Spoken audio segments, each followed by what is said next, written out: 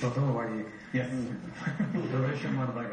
Okay, so Kaviraj, ಈಗ ನಿಮ್ ಈ ಒಂದು ಪ್ರಶಸ್ತಿ ಈಗ ಸಿಕ್ಕಿರೋದ್ರಿಂದ ಅಥವಾ ಕೆಲವು ಪ್ರಶಸ್ತಿಗಳು ಸಿಕ್ಕಿರೋದ್ರಿಂದ ಒಂದು ಮೈಲಿಗಲ್ಲು ಮುಟ್ಟಿದ್ರೆ ನಿಮ್ ಕರಿಯರ್ ಅಂತ ಅನ್ಸುತ್ತೆ ನಿಮ್ಗೆ? ಒಂದ್ ಹಂತ ಸಾಧನೆ ಮಾಡಿನಪ್ಪ ಅಂತ ಅನ್ಸುತ್ತೆ? ಅನ್ಸುತ್ತೆ. ಹೇಳ್ಬೋದು ನಾನು ಏನು ಮಾಡಿಲ್ಲ ಅಂತ, ಬಟ್ ನಿಜ ಅನ್ಸುತ್ತೆ.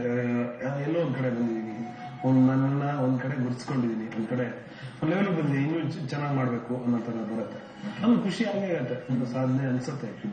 ಯಾಕಂದ್ರೆ ಬಂದಾಗ ಇದ್ದಿದ್ದು ಯಾಕೆ ಬಂದೆ, ಇನ್ನು ಉಳಿತೀನ, ಇದರಿಂದ ಬದುಕಟ್ಕೊಳಕ್ ಆಗತ್ತಾ, ಕೆಲಸ ಬಿಟ್ಟು ಬಂದಿದ್ದು, ಇಂದಿನ ಕೆಲಸ, ಕೈಯಲ್ಲಿ ಕೆಲಸ ಬಿಟ್ಟು ಬಂದಾಗ. ಏನ್ ಕೆಲಸ ಮಾಡ್ತಿದ್ದೆ? ನಾನು ಮೆಡಿಕಲ್ ರೆಪ್ ಆಗಿದೆ ಸಿಪ್ಲಾ ಕಂಪ್ನಿಗೆ.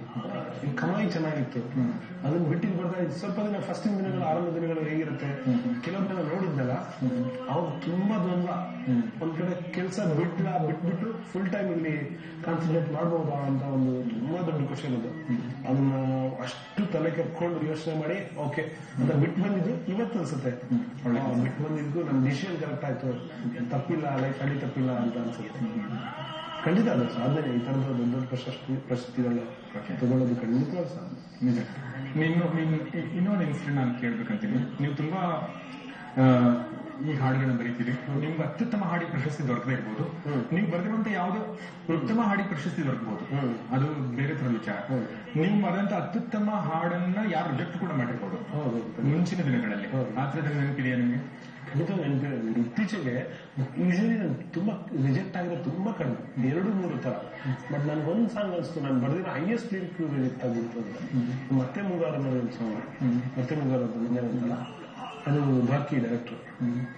ದ್ವಾರ್ಕಿ ಇವಾಗ ಯಾವ ಸಾಂಗ್ ಅಂದ್ರೆ ಅದು ಚಿಟಪಟ ಜಿಂಗಿ ತುಂಬಾ ಇಷ್ಟ ಆಗ್ಬಿಟ್ಟಿತ್ತು ಟ್ಯೂನ್ ನನಗೆ.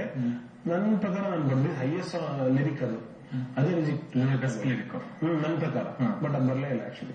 ಅಂದ್ರೆ ಬರಲೇ ಇಲ್ಲ ಅಂದ್ರೆ ಈ ರಿಜೆಕ್ಟೆಡ್ ದಟ್ ಅಂಡ್ ಅವರೇ ಬರೆದ್ರು. ಫಸ್ಟ್ ಬರೀ ಆಸೆ ಇತ್ತು, ಪ್ರೊಡ್ಯೂಸರ್ ಒತ್ತಾಯಕ್ಕೆ ಕೊಟ್ಟಿರ್ತಾರೆ, ಆಮೇಲೆ ಅವರೇ ಬರೆದ್ರು. ಹಾಗಾಗಿರುತ್ತೆ. ಸೊ ಗಿರೀಶ್, ನಾನು ಇದೇ ಪ್ರಶ್ನೆ